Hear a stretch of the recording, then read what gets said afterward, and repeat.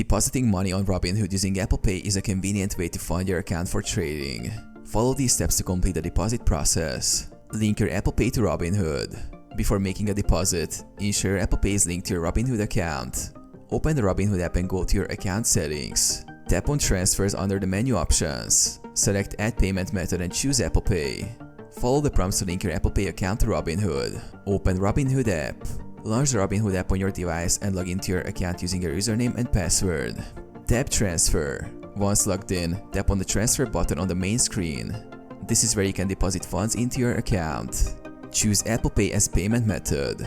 When asked to choose a deposit method, select Apple Pay as your preferred payment method. Enter deposit amount. Enter the amount of money you wish to deposit into your Robinhood account. Ensure that the amount is within your available Apple Pay balance. Confirm the transfer.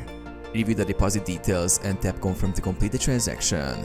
Your funds should be available within a few moments to use for trading.